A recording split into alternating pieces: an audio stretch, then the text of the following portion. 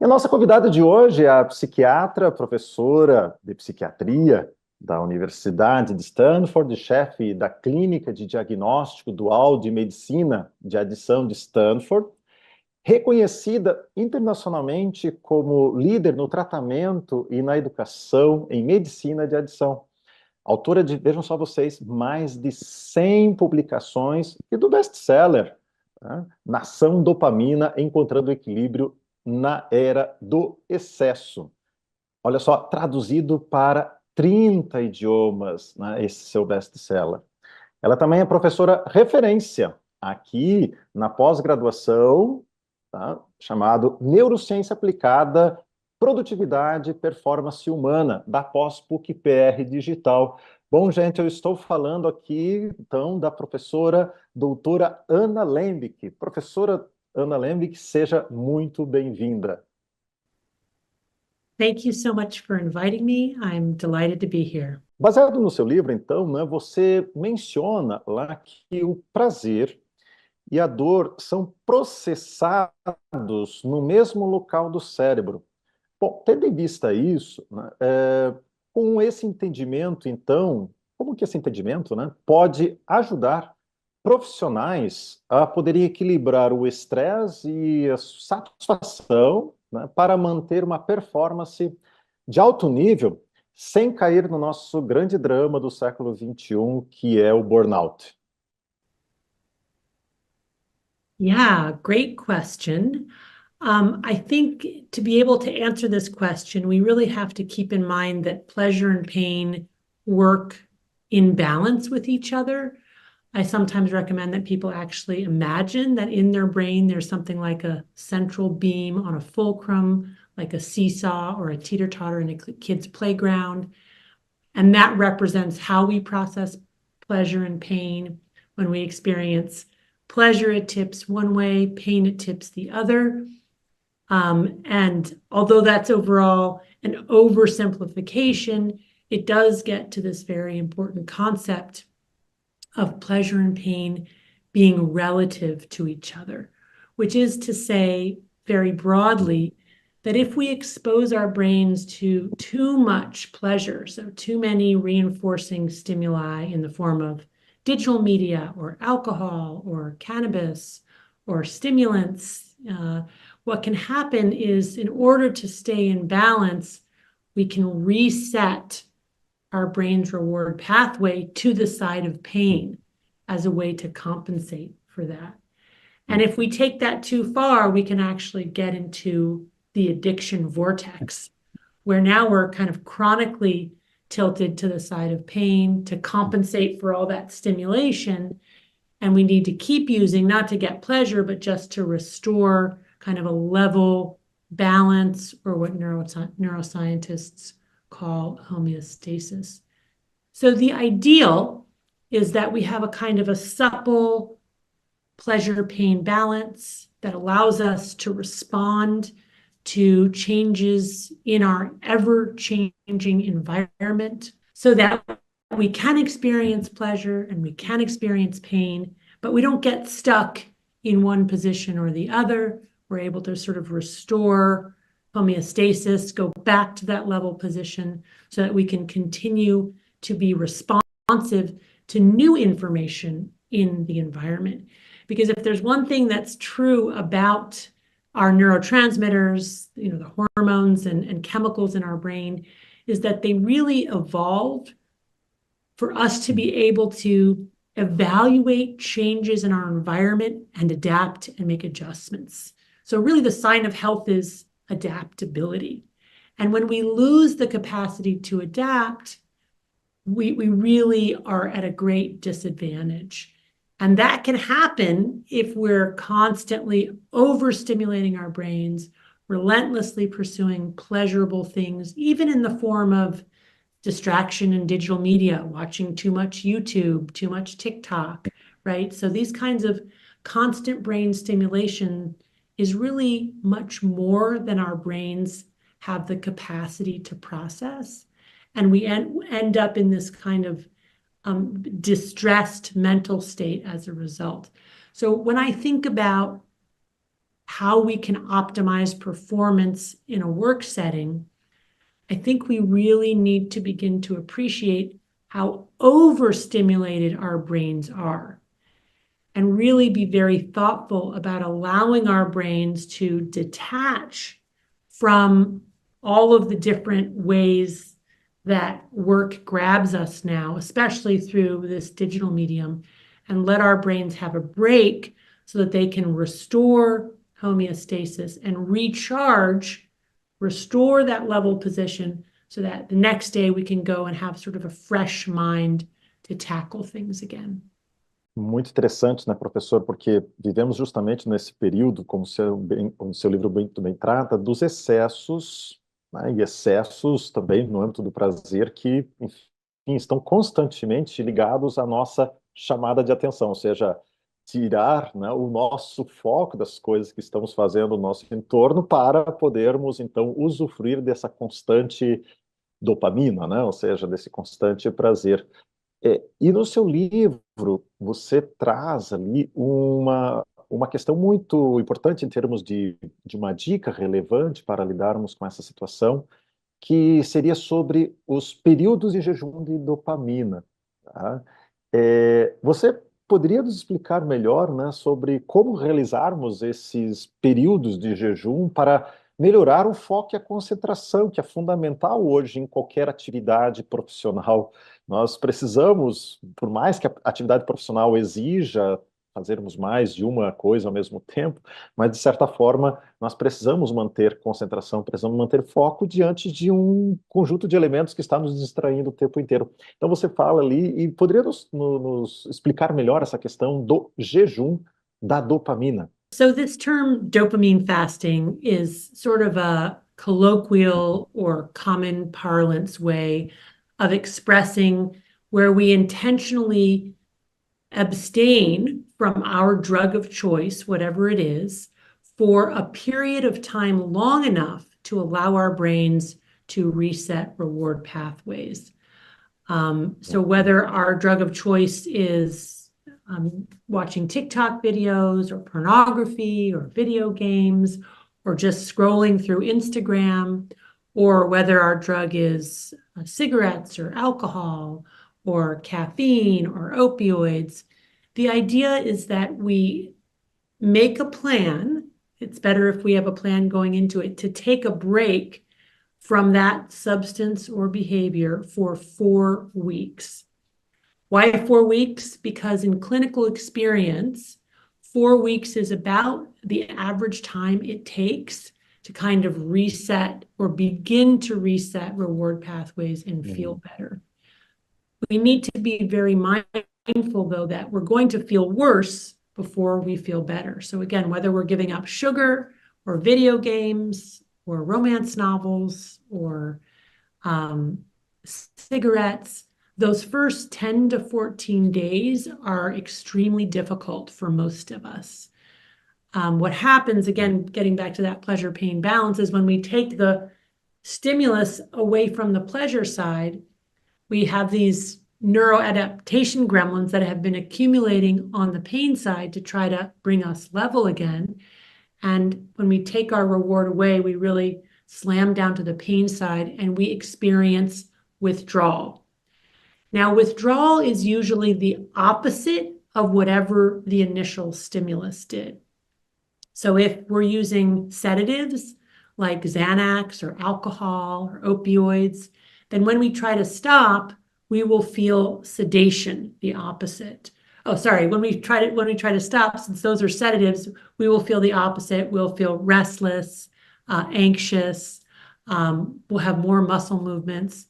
Likewise, if we're using stimulants like nicotine, caffeine, methamphetamine, when we try to stop, our withdrawal syndrome will be something more like sedation, right? So the withdrawal is usually the opposite of whatever the drug does.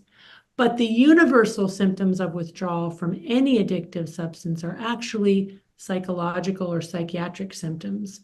They are anxiety, irritability, insomnia, depression, and craving. And what is so interesting is even when we're doing something like just giving up our smartphone for a period of time, even just 24 hours of not touching our digital devices, many of us will experience those symptoms of withdrawal, an awareness that we're feeling restless, a little bit anxious, a little bit out of sorts, that we have intrusive thoughts of wanting to check our phone, even though we committed to not checking it for at least 24 hours. We might even find ourselves automatically reaching for the phone. So this really speaks to the power of this reward pathway to hijack frontal lobe or higher cortical functions outside even of conscious awareness. So there's a great, in the big book of Alcoholics Anonymous, there's a wonderful description of a man who is trying to abstain from alcohol, and in a kind of dissociative state finds himself pulling off the road in his car, parking in the parking lot of the bar that he used to frequent, going into the bar, ordering a drink, and beginning to drink without any conscious awareness of having done so. And this is the hijacked brain. This is the way in which this really quite reflexive instinct to approach pleasure and avoid pain, if we repeat that process enough, we can develop these neural circuits that can fire independent of our choosing to do that, right? So the development of addiction is really, in many ways, the loss of agency. So giving it up for a month or even a day, if it's a digital device, is really a way to explore that phenomenon, whether or not we think it's causing harm. So one of my favorite sayings is the alcoholic who said, well, I never had a problem with drinking until I tried to stop, which is just, a really nice way to encapsulate that we are not very good judges of cause and effect. And we might think that our ingestion of intoxicants or addictive behaviors, potentially addictive behaviors like gambling or video games, pornography, what have you, that we're choosing it. But in fact, when we get into this addiction vortex, we really aren't choosing anymore. It's choosing us. And I think one of the only ways to tell that is to actually get some distance from it, to abstain for long enough to begin to reset reward pathways, knowing that we will feel worse before we feel better. But again, if people can just get through those first 14 days of abstaining, it actually gets much, much easier for most people after that. So, and I think one of the ways that the benefits can manifest in our performance is that we're less depressed, less anxious, we're sleeping better, we're less distracted, but we're also more fully present for the work that we want to do, able to have a continuous thought without distracting or interrupting ourselves as we try to stimulate with our phone or a drink or food or what have you. So I think it just can be a really good exercise to inform us about our habits and whether or not that habit is actually causing harm. Interestingly, if you look at almost any philosophical or religious tradition, there's usually a period of time that's recommended where people abstain from something reinforcing, whether it's Ramadan or Lent, or other traditions of giving something up, either for one day a week or 1 month a year. Justamente isso, né? Que o efeito da dopamina a gente, né, percebe talvez muito mais facilmente em situações de entorpecentes e tudo mais, mas talvez hoje não se percebe tanto por conta da normalidade em relação ao uso da tecnologia. E porque normalmente quando se fala do excesso de tecnologia está mais associado ao problema de falta de foco, de concentração. Aí que vem minha pergunta, então, né?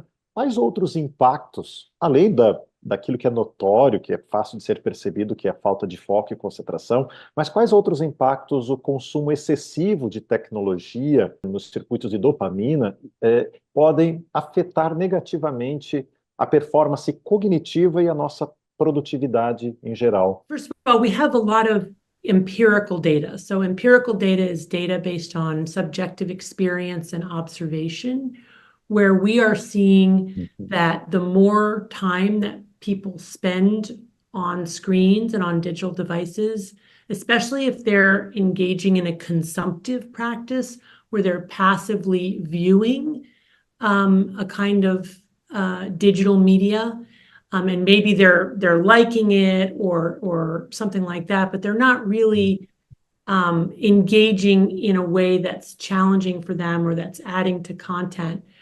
We clearly see that when people spend too much time doing that, they are more likely to have problems with attention and concentration, problems with anxiety, problems with depression, and problems with sleep. So that's at the sort of empirical, case level. But we also have larger scale epidemiologic data showing on a population scale that the more time that people spend consuming digital media, the more likely they are to meet criteria for major depressive disorder or an anxiety disorder or an attention deficit disorder. Now, you could certainly argue that that's correlative and not necessarily causative, right? Because just because there's a correlation between two things, the more time that we spend on digital media, the more likely we are to be depressed, doesn't necessarily explain causality, right? Maybe those folks were depressed first, which then led them to want to engage more with social media. And that's a perfectly valid hypothesis. But the reason that many of us think that it's really causal in the direction of the social media and digital media causing the depression and anxiety and attention is because we have a dose-dependent effect. So the more that time people spend on digital media, the more likely they are to be addicted. And when you have a dose-dependent effect, that's an important indicator of causality. We also have a very important indicator of causality in the sense of experimentation. So when we intervene and have people abstain from their particular digital media of choice for 4 weeks, many times those individuals have vast improvement in their symptoms of anxiety, depression, sleep, and inattention, even without any other intervention to treat those mental health disorders. So that's called experimentation, and it's a great way to test causality, right? If you want to understand how a complex system is working, change one variable in the system and see what happens. We also have published studies showing that if college students even just reduce their use of social media down to 20 or 30 minutes a day, they note improvements in psychological well-being and decreases in anxiety and depression just by reducing their amount. You don't necessarily even need to eliminate it altogether, at least in people who are sort of casual, everyday users. So there really is quite a lot of evidence that's growing, that's showing over-engagement with digital media, especially this kind of passive engagement around entertainment or self-soothing or escapism or auto-stimulation is causing the growing rates of depression, anxiety, inattention, and insomnia. Muito bacana. Vamos tentar ver, então, o que de positivo a gente pode extrair, né, disso. A minha pergunta, então, agora, mudando o foco do negativo para o positivo, né, seria como a compreensão dos processos dopaminérgicos pode ser usada para desenvolver métodos de aprendizado mais eficazes e também aumentar a retenção de informações em ambientes acadêmicos e profissionais, né? Que, enfim, o nosso também foco aqui na especialização, no nosso curso aqui, que nós, inclusive, aonde a senhora é nossa professora aqui, o nosso foco é trazer também essa contribuição para o nosso estudante aqui, né? Yeah, so I think that understanding the neuroscience of how we process pleasure and pain, how those deep limbic or emotion structures in the brain interrelate with the prefrontal cortex, how dopamine works, When we understand that, we have a mechanistic framework for appreciating what our behaviors do, how our consumptive behaviors impact our emotional well-being and our performance. And armed with that neuroscience, we can make better informed decisions about how to live in the world differently so that we can really optimize our performance and also feel better, right? Feel more in our lives, feel that we're right where we need to be, doing what we should be doing, no more of this kind of FOMO or fear of missing out. We can really get a sense of productivity and wellness that I think, can enhance all aspects of our lives. Because when we're not, in a good emotional or psychological place, it's really hard. We might be able to be productive at work, but it might be productive in a destructive way. We really want to be productive in a way that's enhancing for us, the people we care about, and the world. And I do think that having a deep appreciation for how our brains process pleasure and pain and what happens in our brain as we become addicted can be super helpful for making better informed choices. Perfeito. Professora, nós estamos já chegando, então, aqui, né, no fim do nosso tempo combinado, né? Mas temos uma pergunta final aqui para fazermos uma conclusão de tudo que nós conversamos aqui hoje e de todos esses conhecimentos que você tem partilhado conosco, seja hoje, seja, né, através dos seus livros também, né? A pergunta, enfim, ela diz respeito a quais são as pesquisas ou tecnologias emergentes que a senhora tem percebido, né, em neurociências, que você acredita que terão um impacto significativo nesta nossa busca de alta performance para equilibrar esse problema do excesso em relação ao uso de dopamina? Consegue mostrar para nós hoje, assim, 2024, o que já está vislumbrando sobre estas possibilidades da neurociência em relação a esse grande desafio que nós temos, né? Well, the last 75 years, there's really been an explosion in the understanding of dopamine, of the reward circuitry, of appetitive control. And although the science that we have to date is amazing, we're still really just scratching the surface of that. So what I'm very excited about is just the continued work of neuroscientists in that arena and its application to improving our lives and our understanding, which also means that sometimes less is more, right? So we're, instead of looking for like the next new medicine or the next new device, I'm hoping that, and I believe that the neuroscience is showing that really it's refraining from these overconsumptive practices is ultimately what we need to do, not just as individuals, but as communities, to make ourselves feel better and also to save our planet. So I'm hoping that, through this neuroscientific understanding, we might actually stop looking for the next magic pill that's going to take all our problems away, and instead think about how we can create a world within a world so that we're not constantly having to use our willpower to resist the onslaught of invitations to consume. Muito bem, professora. Quero agradecer imensamente a sua participação, de ter aceitado o convite, estar aqui hoje, né, conosco, de ter proporcionado esse momento de partilha, que foi para nós muito enriquecedor, e deixar, então, para você as últimas palavras, né, desse nosso momento. Thank you so much for inviting me. It's really an honor. It's been so gratifying for me that the people of Brazil have been interested in this work.